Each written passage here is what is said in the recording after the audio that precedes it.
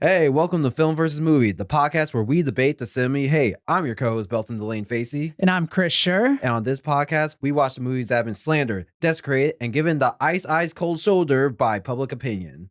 And one of us tells you why it's actually pretty good. And that's going to be me today. Yep. And today's movie is Cool as Ice, the one and only starring vehicle for 90s rapper Vanilla Ice. Whoop, whoop. Ice, ice, baby. And basically, the story behind this production is executives as record label heard Ice Cube was going to be in a movie which would become Boys in the Hood. So they decided to put Vanilla Ice in a movie, and it did not turn out as well as Boys in the Hood. Well, I think the issue is like Boys in the Hood, they were like, hey, what if we made this movie?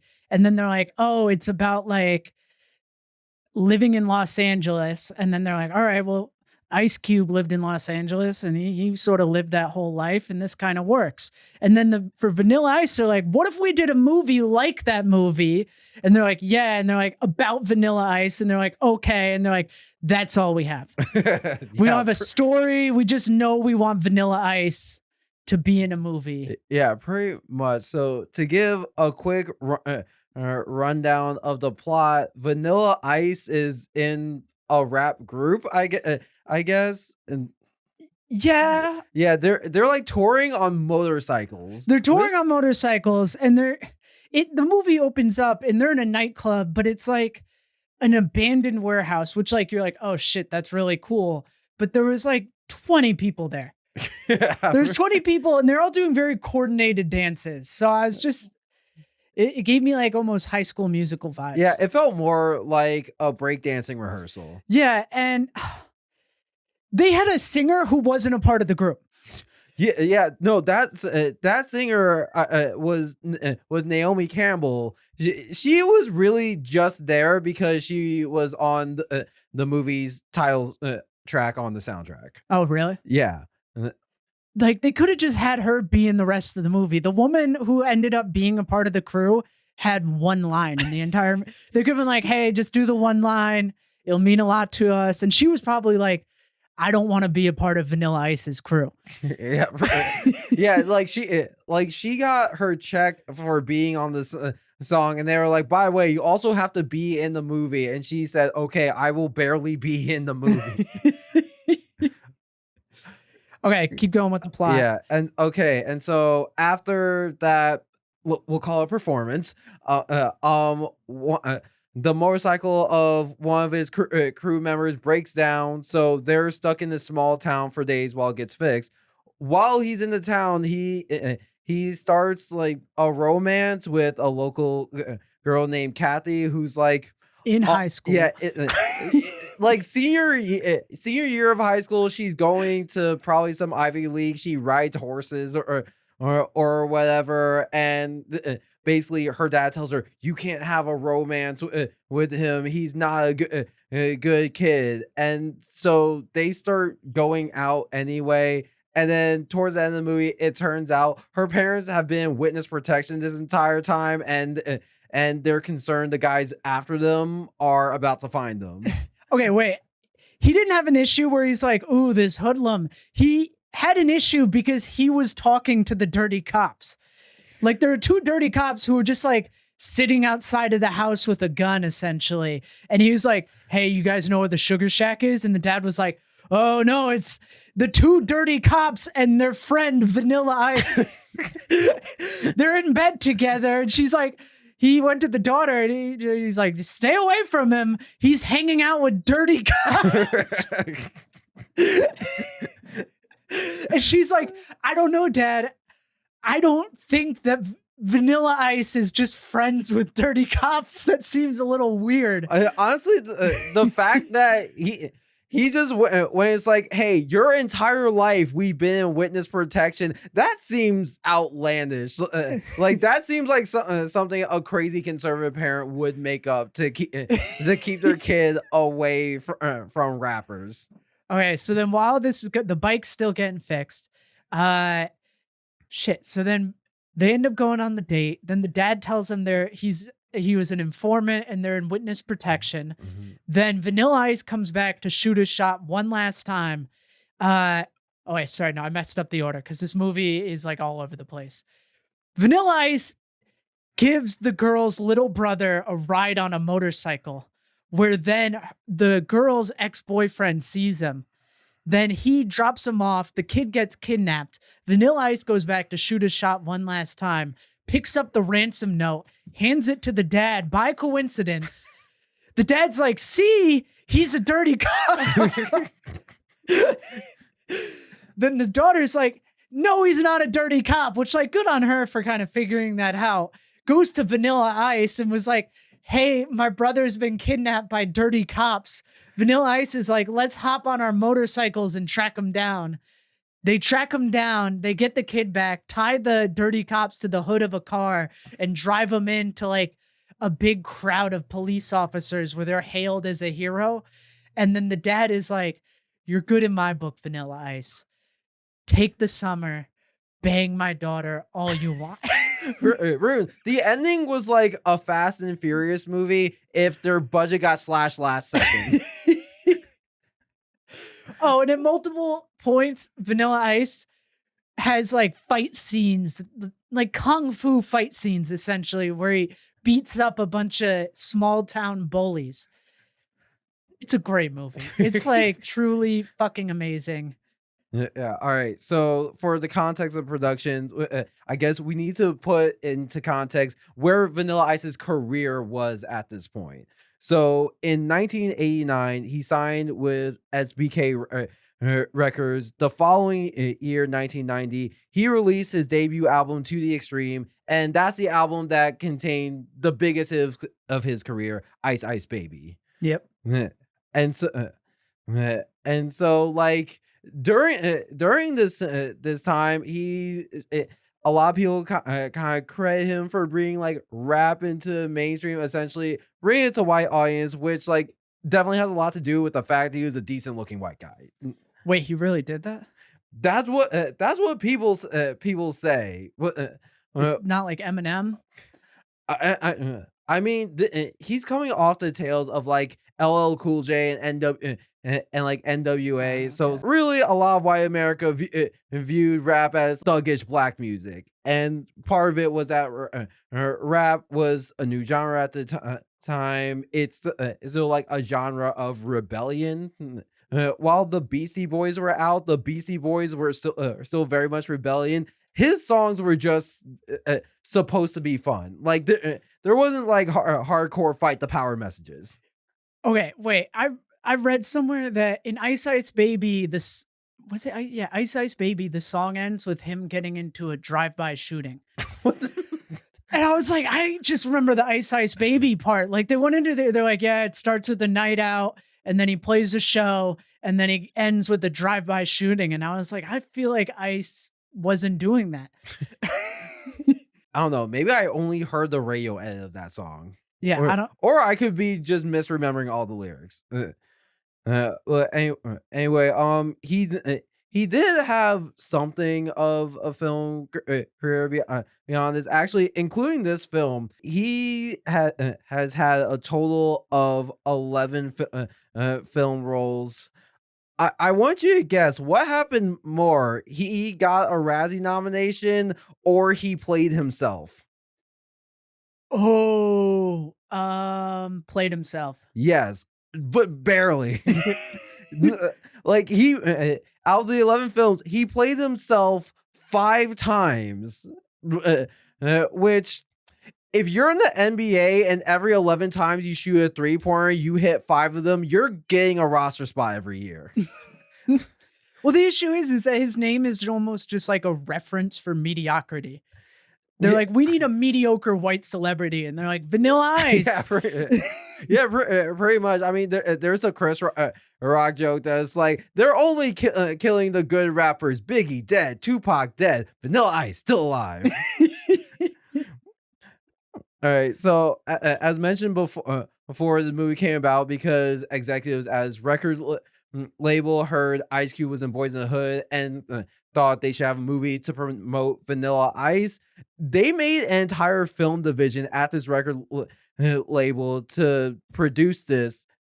As far as I can see, this was the only film it ever produced. Okay, also, I'd like to change the title of this movie to White Boy in Rural America. Doesn't that describe like all the boys in rural America? Yes, because that's all it is. Well, yeah, it does. It does kind of seem like they want to make this movie quick to, I don't know, capitalize on Boys in the Hood, because Boys in the Hood came out only a few months before this, in I think it was July 1991. This film began filming in April 1991 and came out in October of the same year.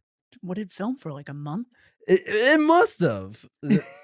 I mean, because they were in the same town. They use a lot of the same locations, so conceivably it could be filmed in a month. They're like, all right, that was one take, and they're like, I sneezed in the middle, and they're like, it's fine, just let's get this fucker out. It's not like, gonna be good. It's just like, I missed all my lines. We'll fix it in post. And so the movie flopped at the box office. It on its $6 million budget, it only made $1.2 million. It was critically panned. Currently has a 3 on Rotten Tomatoes, which makes it our lowest rated Rotten Tomatoes score yet, if only because Titanic 2 didn't have enough reviews to get one. Oh yeah, that's fair. I think Titanic 2 would have been like an 11 though. Yeah.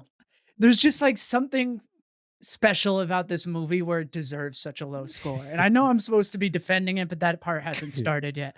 Yeah. Yeah. And so, like, one thing, Gwyneth Paltrow was offered the role of Kathy, his love interest in the film, but she turned it down because her dad told her it would ruin her career. Good advice. I mean, it's funny to think about, considering Gwyneth Paltrow is a nepo baby, and at the point of being offered the role, she had shot a couple films that would come out later in 1991. She was in Shout with John Travolta, and she played a teenage Wendy in Hook. But considering she's a nepo baby, like her godfather is Steven Spielberg, it really feels funny for her family, who definitely knows the industry, to read the script and be like, they'll never hire you after this. I'd bet money they didn't even get a script. I bet you they got a phone call and they're like, hey, we're making a project with Vanilla Ice, and we're just wondering if you'd be interested in that. We could send the script over. And then she called Steven, and Steven's like, no, it's not gonna work out. Like, just no, we don't even read the script. It's gonna make you dumber. I'm just imagining like Steven Spielberg and her dad reacting to the idea of a Vanilla Ice movie the same way like Kathy's parents in the movie react to him. Like, you gotta stay away from him. He's the real trouble. He's hanging out with all those goddamn dirty cops. Yeah, and so, like we said, the movie was made to promote Vanilla Ice and its music. So, for those wondering, the movie soundtrack peaked at 89 on the Billboard's charts. The top single off the album wasn't even from Vanilla Ice. The top single was "Gonna Catch You" by Lonnie Gordon, and that peaked at 79. The title track "Cool as Ice" peaked at 81. Which, not much worse, but it was also nominated. It won the Razzie for Worst Original Song. Wait, really? Yeah. God damn. So now it's time for our opening statements. Would you like to go first? Sure, I can go first. This whole movie is predicated on the fact that Vanilla Ice is cool. I'm here to say Vanilla Ice is as cool as the other side of the pillow during a blizzard. If 8 Mile highlights the struggles Eminem had during his early life, this shows that Ice was always cool and never struggled a day in his life. Vanilla Ice lives the life that every 8-year-old boy dreams of. He's a rapper, and in his off time, he is a professional motorbike and jet ski rider. This movie successfully argues the point that Vanilla Ice is the coolest cat in town.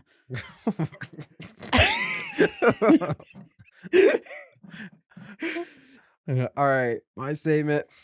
If you've ever wondered what 8 Mile would look like if it was a complete failure, look no further than Cool as Ice. Even considering it was made purely as marketing, it's still a failure by every metric. A jumbled mess of a story that handicaps any talent present of those involved and produces no bangers. It fails to make Vanilla Ice look as cool as the film wants us to believe. I wholly disagree with that. Okay, let's start with that, because the movie is fully predicated on the idea that Vanilla Ice is so cool that if that you would look at him, be in his presence, and just be in awe of how cool he is, or you're a fucking nerd. Yes. And that's exactly what the movie does.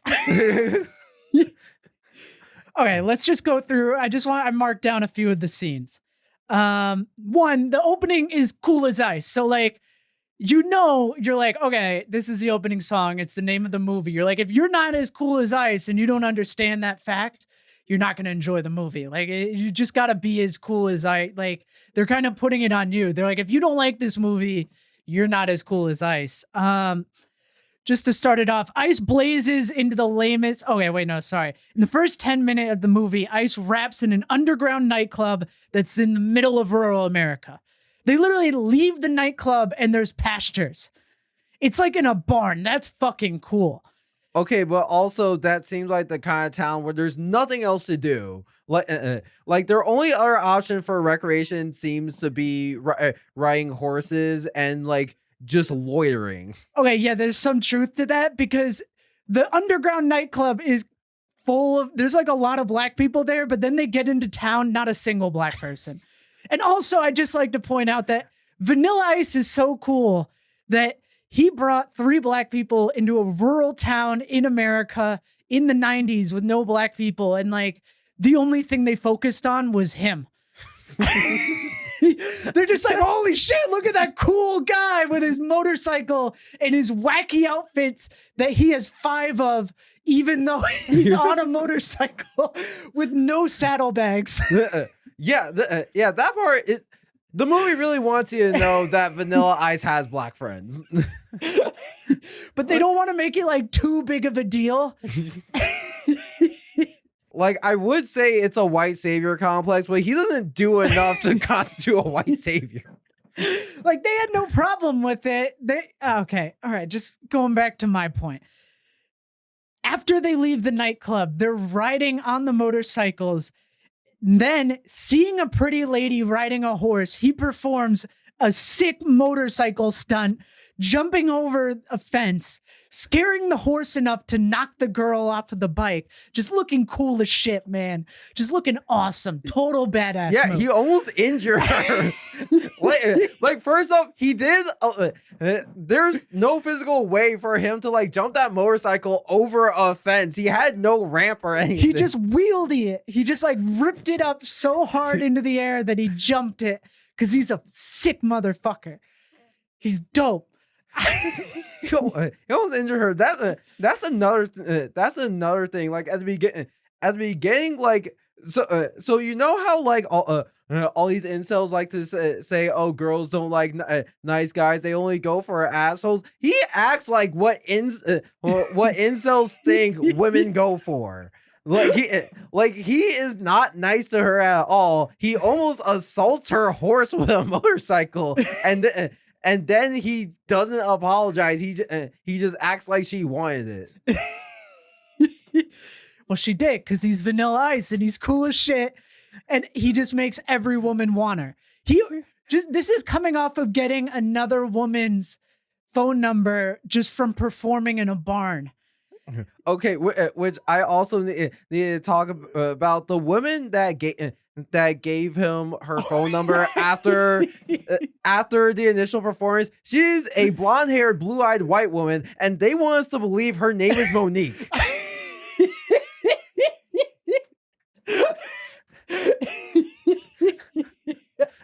Like, I can only suspend my disbelief for so much. Look, Ice is cool shit like that happens around him all the time. I've got to ask, like, was that a throwaway joke in the writers? Because that was like pretty funny. I remember like that was like a solid line. Like I am. Part of me wants to believe that the writer he was watching like a black TV show or movie, and that's why he came up with Monique. But then he did not talk to the casting director at all, and they just picked some model, and they were like, you just have this one line for the movie, don't fuck it up. They're just like, oh, it's rural America. There's going to be white people there, so I must be reading it wrong, and this is for Monica. Then they send it over to props, and they're like, oh, for Monique.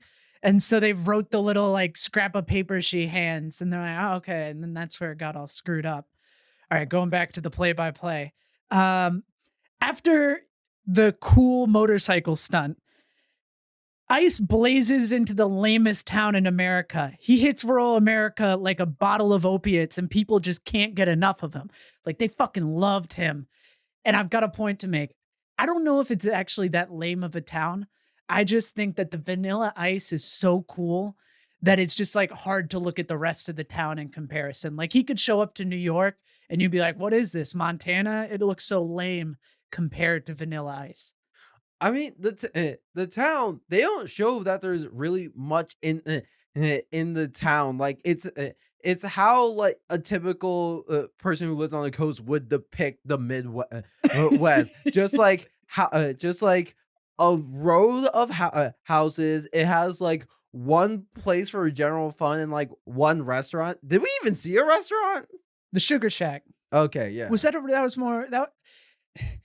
It seemed like if you were to put the words together, like hip kid hangout spot for young teenagers. Like it was a really weird looking joint. I don't know, but it was like also the fact that like he could ride around with someone through town, and then everyone's just calling their dad like, "Hey, I saw your kid with Vanilla Ice."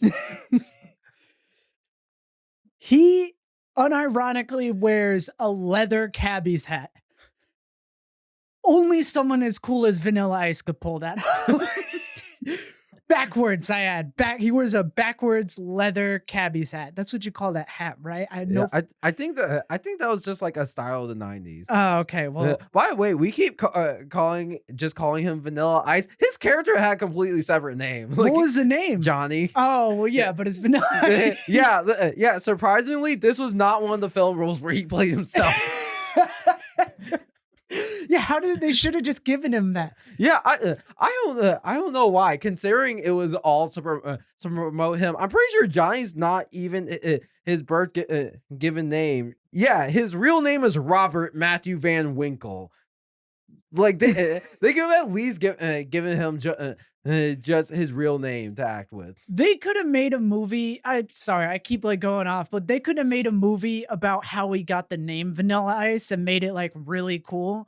But they decided to make a movie about a guy named Johnny who's just like kind of a lovable dick. Yeah, I mean, the thing is, a lot of the movie just feels like it was quickly put together and kind of haphazardly done. Like especially with the whole witness protection storyline, that felt like they were close to production, and then someone on Vanilla Ice's team was like, you know what would be cool? If he just saved someone at the end of the movie. And then they had to just shove something in there for him to do that. And the thing is, the idea of combining, a girl finding out her family's been in witness protection this whole time with the kind of rom-com plot line going on, I think those could work together, just not the way it was done. Like in my mind, it would work a lot better if everything was from Kathy's point of view. So it's like she finds out her family is in witness protection a lot earlier in the movie, and so she's dealing with that while she's getting involved with a new guy, but that defeats the purpose of them trying to promote Vanilla Ice. How about like both of them are in witness protection? He's in witness protection because he rapped so hard in a rap battle, he killed someone and ends up in witness protection, except he just can't live without rapping. He's got to rap. And then he runs into Kathy, and Kathy's like, oh my God, I'm in witness protection too. Then her brother gets kidnapped, and it ends with Vanilla Ice putting on a giant concert and being like, if you want me, come and get me, but I'll kill you again with my lyrics. It's like a remake of Footloose where like the town needs rap now. Yes. That could have, oh shit, that could have been really cool. All right, we need to contact Vanilla Ice and tell him we can get his career back. Sorry. All right, I'm just going through like a list of other cool things that Vanilla Ice did in this movie. He broke into a woman's house and then while she was sleeping, shoved ice into her mouth, but like not drop it into her mouth. He like shoved it in with his fingers. And he's so cool. She was just like, oh, that's, oh my God, that's hot. Like he's got a signature move. And it's like, if she wasn't cool with it, it's, you know, sexual assault. Like that's his move. That does sound like you know how in Home Alone they were the wet bandits. They left the water running, so you knew it was them. Yeah, it felt like that's what he was doing. This is like I'm gonna harass people, and then don't know exactly who it is. Well, he stole from her, and then he returns the book, but not without cramming an ice cube down a sleeping woman's mouth. Like it, and then she's like, "So what are we doing today?" He goes to a bar where they have a band. And like for this movie, of course, the band has to suck because Vanilla Ice is so cool. He just like takes over the whole, everyone's just like, oh, Vanilla Ice is here. And then the whole room explodes and he's dancing with Kathy, just being the coolest person ever. That's like, I don't know. He just does cool shit the whole movie. Did the room explode? I don't know. Did the room explode? I feel like I remember all the extras not excited. I disagree. I think he brought the energy. The whole room fucking exploded. I don't know. I remember him dancing with Kathy, and Kathy's ex-boyfriend was just watching him with what I can only describe, and it makes less sense because Vanilla Ice is white, but it looked like he wanted to say the N-word. Yeah, I get that. All right. Anyway, like the thing about like Kathy pursuing him so much is that like her pursuing him just lack conflict outside of her dad say no, which is weird because they give her stuff in her actual life that you know could potentially be a sacrifice. It starts off by showing her as an equestrian. That I believe that's how you pronounce that. Equestrian. It shows. It says like, oh, she's gonna go to this great college. Like they give her stuff that could be at risk, and those are things that are typically pivotal for the whole falling for the bad boy storyline. I think the issue with like putting her relationship with Vanilla Ice in conflict with going to college is no audience would be like, yeah, it was a good choice. You chose Vanilla Ice over college. I think in the writer's room, they're like, yeah, like, no, even for this movie, no one's buying it. People would walk out. I mean, it doesn't necessarily have to be that. Like I said, it could be something where it's like she has a big equestrian competition to prepare for, and that's distracting her. So she's like getting worse at equestrian, which I don't even know what the equestrian competition is. I think it's just horse dancing or something. Okay, I've got like a question. She was getting interviewed by the news where that's how the dad got found by the dirty cops. And the news was just like, yeah, she's real smart and rides horses. Was that for the competition? What was the news story about? I assume it was like a local news station where it's like she did well in a competition, so they were just doing a piece on this local accomplished something. Oh, okay. Whereas like So that makes sense to me. The thing is, the dad knew they were in witness protection the whole time. Not only did he let her go on TV, he was also on TV and just trying to like casually cover his face. Like he was literally just holding his hand over answering interview questions. And that's how they get caught.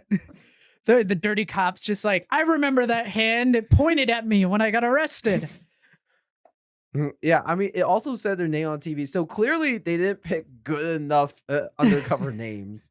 But yeah, it's stuff like that that makes the whole undercover thing feel like attack on because like they couldn't even flesh out some clever way for the guys to find them.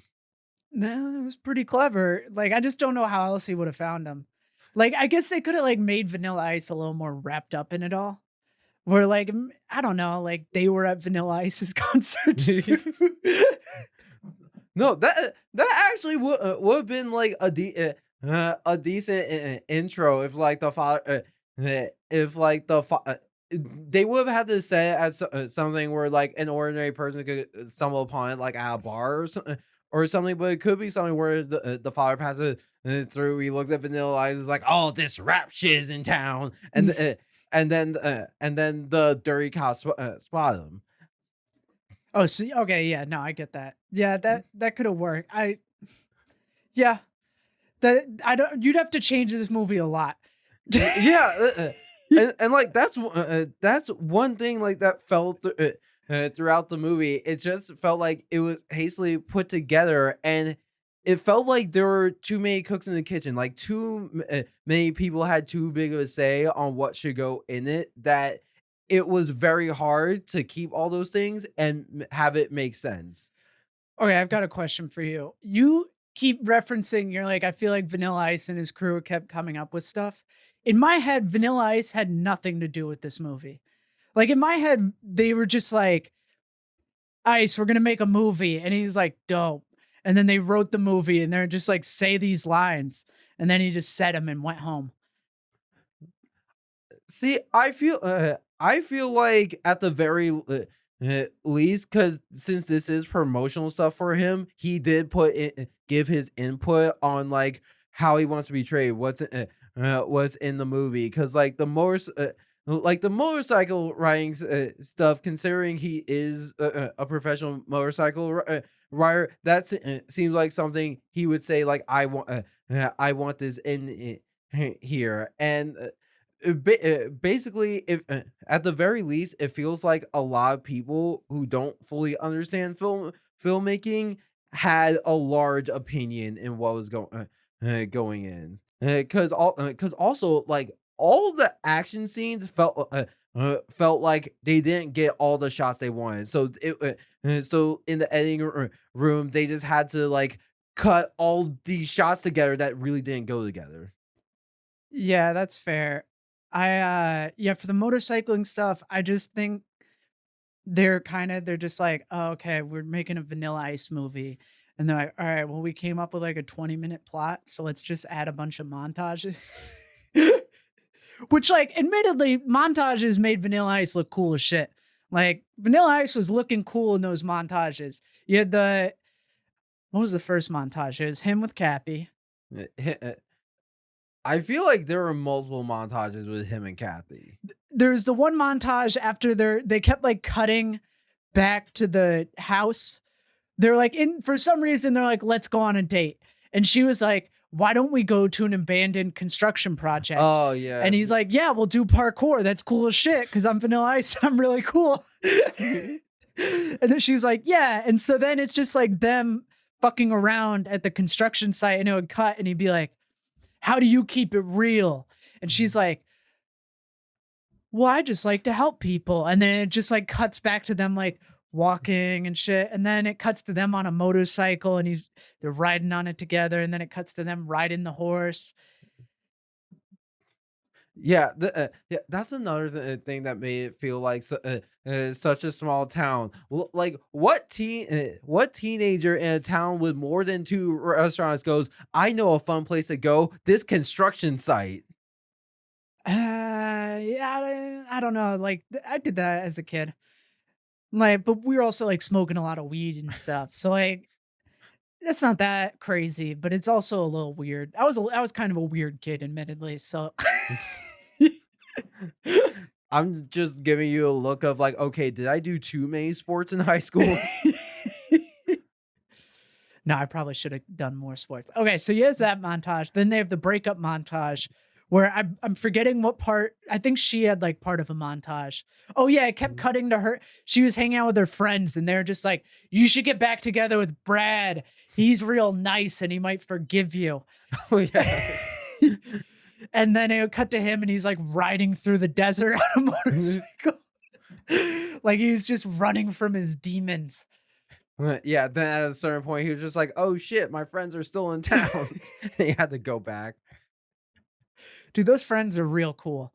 They like every time it cut to them just waiting for the motorcycle to finish, they were just like dancing by themselves in the street. I feel like they got no direction. Like like just one day of shooting, they teamed up with the B unit, and they were like, we're gonna shoot all your footage right now," and they just got to do whatever. Like I will say that they looked like they were having fun every time they were on Yeah, camera. no, like the only like one of the critiques, I wanted more of them. Like we didn't get any really like Vanilla Ice getting into shenanigans with them involved.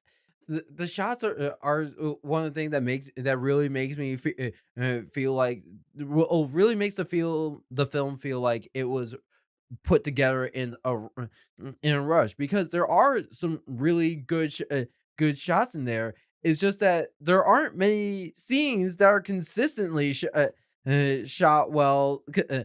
So it makes it feel like while they're shooting, they got certain shots they want, and then they're like, "Oh shit, we don't have much time in the day left. We gotta pick it up," and then they just rush through things. Do you know who directed it? Was it like anyone with any experience? So I did look it up. The director's name is his name is David Kellogg. So I did look him up. He after this, he mostly directed music videos. Well, not music videos, commercials. So That makes so much sense. yeah, that's why all the montages were well shot. Oh, he directed Inspector Gadget in 1991. So yeah, he has that. So I mean, yeah, that's why like there were good shots, because a commercial director knows how to like visually do stuff that'll catch your eye really quick. Okay, that makes a lot of Yeah, sense. yeah, because also there were a lot of shots where they would have had to set up a dolly and track for movement, and that takes up time, and they use that for like him walking up to their front door. And then it's like they would do that at the beginning of a scene, and then at some point during the scene, it would just do standard shot reverse shot. So, Maybe it would just like wasn't there the whole time. Maybe they just like kept passing it off to different people. They're like, "Oh, David's got to leave." So you kind of get what's happening here, and they just point to like the sandwich boy or something. I've never worked on a set. Yeah, I don't know if they had craft services on the set. I mean, they probably did. That's a union thing. Do you If think it, this was a union gig? I mean, they offered a role to Gwyneth Paltrow, so I would assume so. Was she in, can kids be in SAG? Yes. Okay, yeah, I don't know anything about this, like that part of movie production. Yeah, I believe kids can be in SAG. It's just a thing where they're under different rules, Oh, okay. basically. But yeah, I'm also pretty sure like all the actors except the little kid was 18 at the time, at least. Really? How I'm old is Vanilla Ice in that movie? I thought he was like 25. okay. So Vanilla Ice was born in 67, which means in 1991 he was 24. Look, I know it's a different yeah, that tracks. He kinda gives off the energy of, like, the kid who was popular in high school and just, like, stuck with that energy for the rest of his time. Yeah, and so Kristen Minter, the actress that played Kathy, is actually 2 years older than him. Oh, shit. So yeah, everyone was of age. No one had to deal with like the kid SAG rules. Yeah, that's just, like, they get more breaks and there's a limit to how much they shoot. Yeah, like they are very strict on how long they get to shoot. Which it also makes me wonder if for the sequence where they put the kid on the motorcycle, did they just get him a stunt double? I like how in that movie, they make the 8-year-old boy just, like, absolutely adore Vanilla Ice. And, like, that is who thinks Vanilla Ice is cool. He does that's, like, the dream. They're like, "Oh, look at that rapper who rides motorcycles around the country." Also, they should have just kept him in the same that bothered the crap out of me, like, they should have kept him in the same clothes the whole time. Where are the clothes coming from? They didn't even have backpacks on. It's like they just look to see if their motorcycle there's extra storage. Well, I mean, that is one thing. Like with them saying Vanilla Ice is this cool. He doesn't do much to like earn being cool. Rides a motorcycle, that's cool.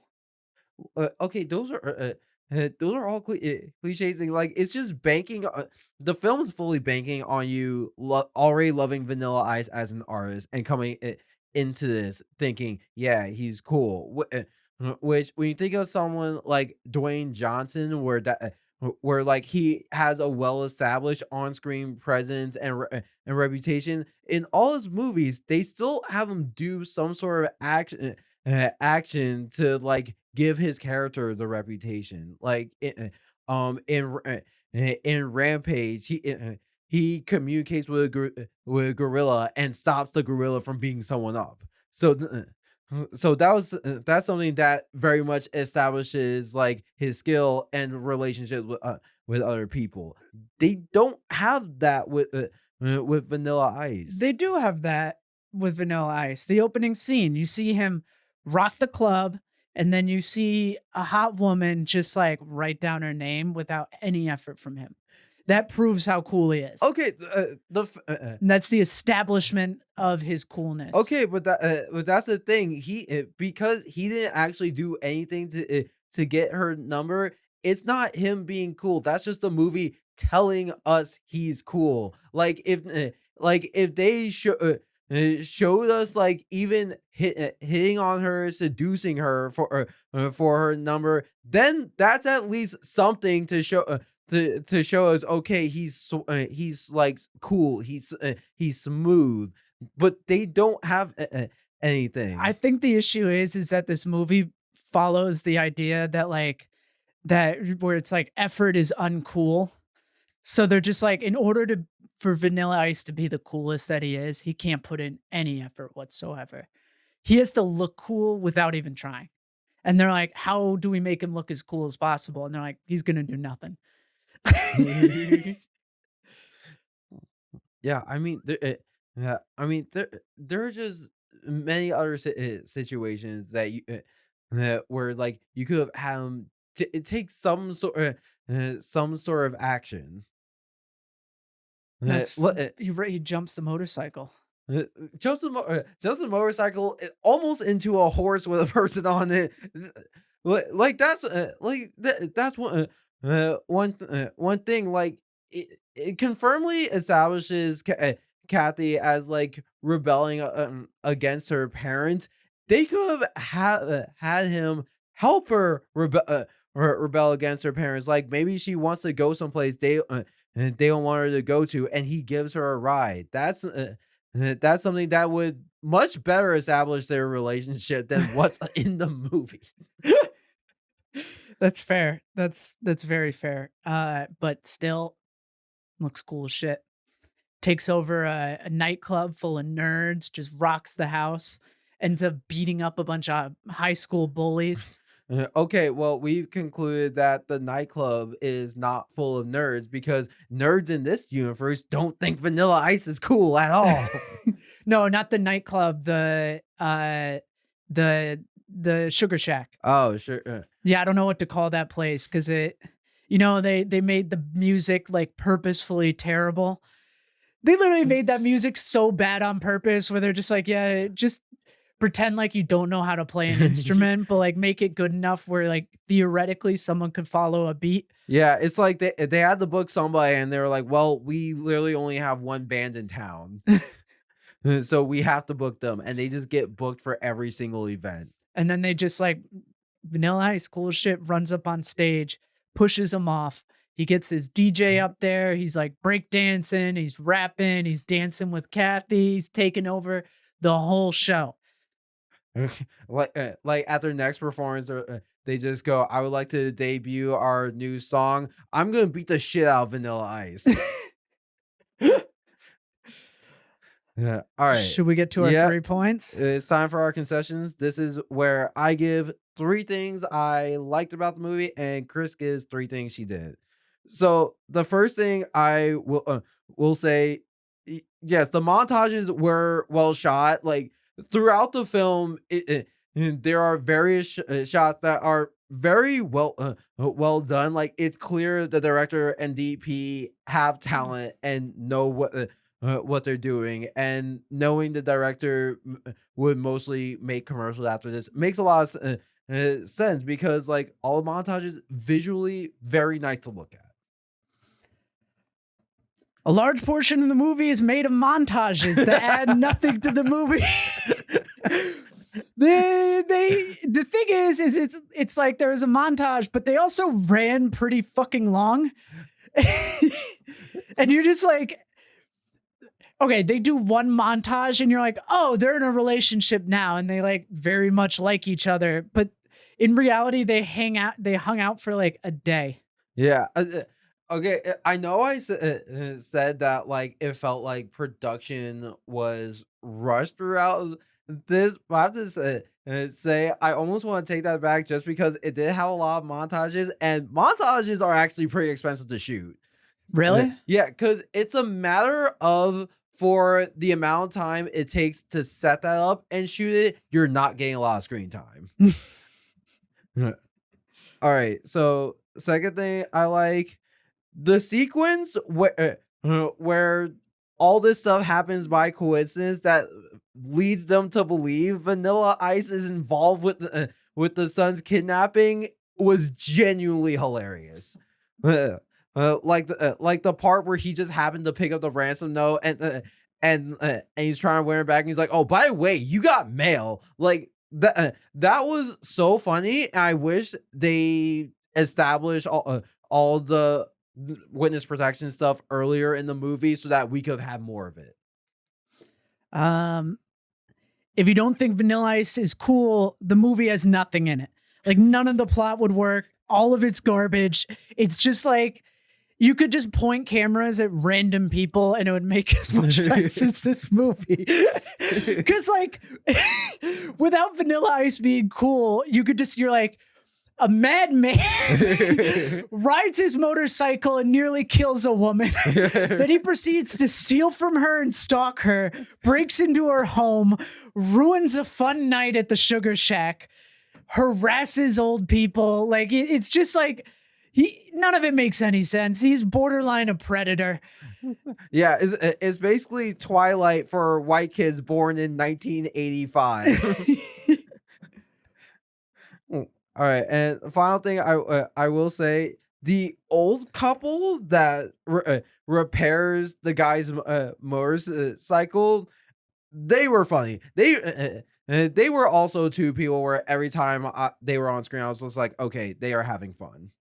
They kind of fit the genre of the movie a little bit, where like just the crazy old couple who like pop in and out, where I just feel like a lot of movies that rappers are in, you always get a couple of those characters and it like worked out pretty well. They knew how to write those characters. Yeah.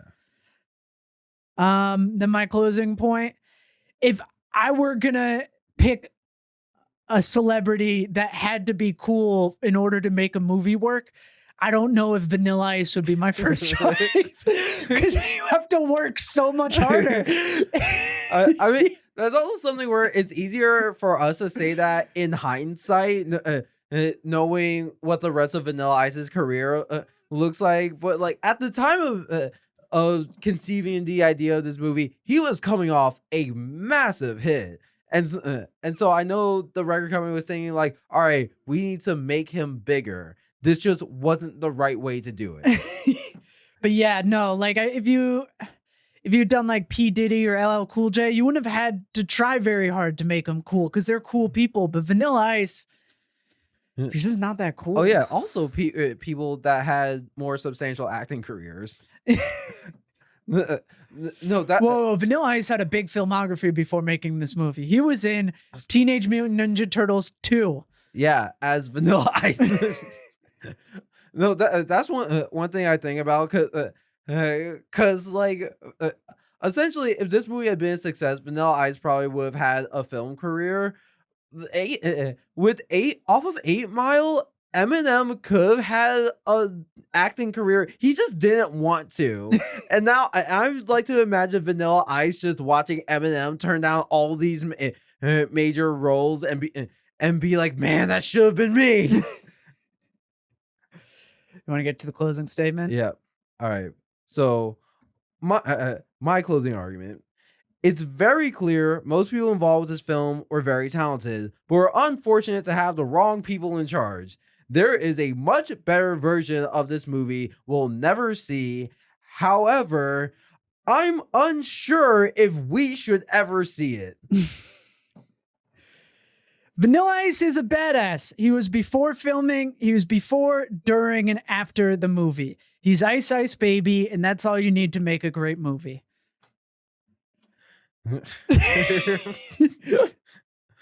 Honestly, you think it would have done better if they played Ice Ice Baby at any point during the movie?